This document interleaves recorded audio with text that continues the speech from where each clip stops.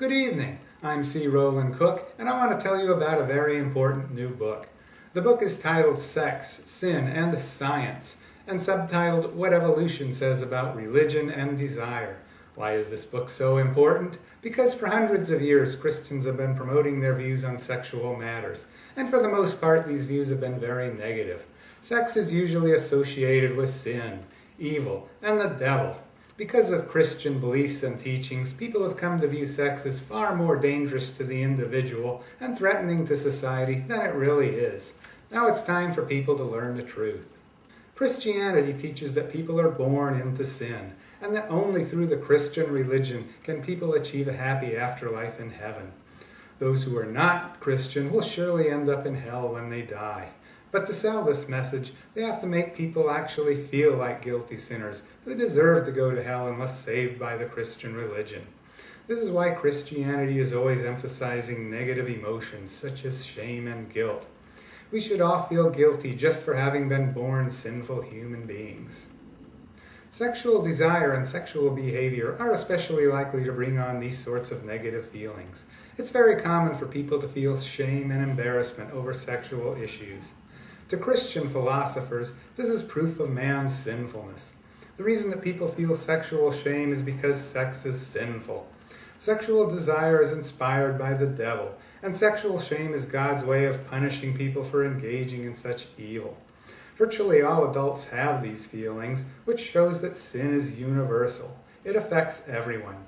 What's more, no matter how hard a person may try, he cannot prevent himself from feeling sexual desire, even though this supposedly leads to evil deeds. To Christian philosophers, this is proof that sin is more powerful than the human mind. Without the power of the Christian religion, people have no chance against sin and evil.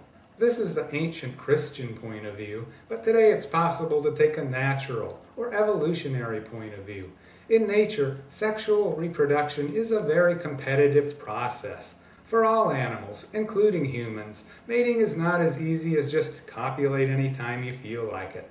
In many species, mates are fiercely fought over and closely guarded. Competition leads to aggression, and aggression is dangerous. To protect themselves from danger, people have feelings, such as sexual shame, that inhibit them from having sex under many circumstances. This is why most people won't have sex in public, where they would be easy targets for attack and punishment. People instead prefer privacy. Even though there are natural explanations for human behavior, the Christian establishment long ago discovered that they can make headway by convincing people that sex is sinful and evil. They are not about to change their message, but now you can discover the truth. Now you can find out what science has to say about it. It's all explained in this new book, Sex, Sin, and Science. Notice that the book cover shows a Christian icon of human sinfulness, Adam and Eve in the Garden of Eden, about to eat the forbidden fruit and thereby bring sin into the world. But this book certainly does not present the religious point of view. It is based on the science of evolution, not self-serving superstition.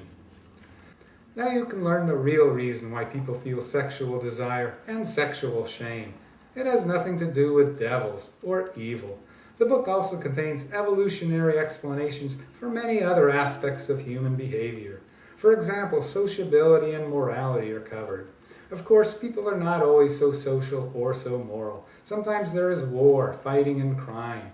This is also explained. To truly understand human nature, you need this book, Sex, Sin, and Science, What Evolution Says About Religion and Desire, by C. Roland Cook. On sale now at www.crolandcook.com. Also available from Amazon.